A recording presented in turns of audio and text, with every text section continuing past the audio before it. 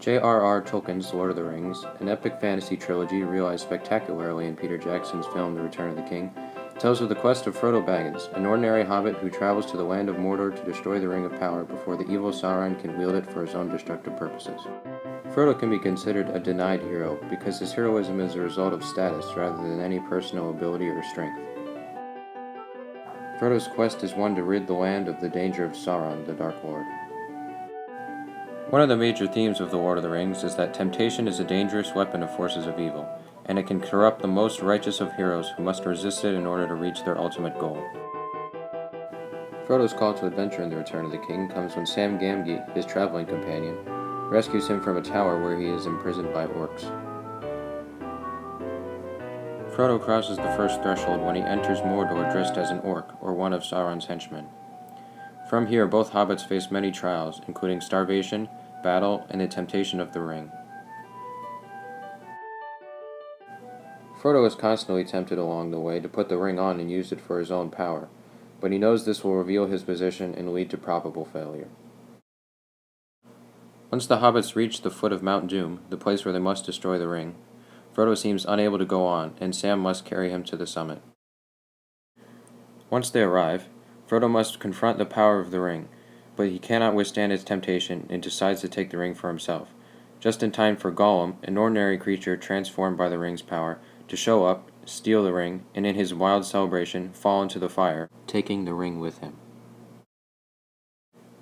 Frodo therefore indirectly delivers the ultimate boon of Sauron's destruction, and is rescued from the devastation of Mordor by Gandalf the Grey, a wizard who has been fighting Sauron's forces. Frodo is carried across the return threshold by Gandalf's eagles, and returns to his homeland victorious. Once Frodo returns to his own land, the scars left by the burden of the ring are too great, and he receives freedom to live by traveling from the Grey Havens to the undying lands of paradise. Now, what does that all mean? Yes, on one level it's an inspiring tale of a lovable underdog who against all odds defeats forces of evil. But like all great stories, there are deeper levels. We know that Tolkien despised the effects of industrialization that took place in England during the early and mid-20th century, and recognized that they were turning society into a spiritual, intellectual, and cultural wasteland, to quote Eliot. Sauron and his forces can be seen to depict these things, and Frodo's quest becomes a crusade against ideals that further ostracize the uncompromising artist from the mainstream. These ideas aren't only Tolkien's. Many more works come to mind that share common themes, like Aldous Huxley's Brave New World, the Divine Comedy of Dante Alighieri, the aforementioned Wasteland of T.S. Eliot, and even some cantos of Ezra Pound. An interesting parallel can be drawn between Frodo and Ralph from The Lord of the Flies, as both heroes had to overcome temptation in order to establish order in their societies. But this is 2014. Who cares? Well, Ezra Pound once said that literature is news that stays news.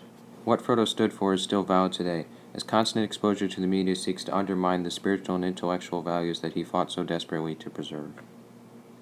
The numbers are in, and it turns out that people spend at least half their time on things that Tolkien definitely would not have found intellectually stimulating. Our culture today is in desperate need of a Frodo Baggins. Hopefully this account of the quest of Frodo Baggins has been both informative and enlightening, and may J.R.R. Tolkien's words live on forever. Courtesy to IMDb and FrameCapLibrary.com for film images, as well as Ars Technica for graphs and statistics.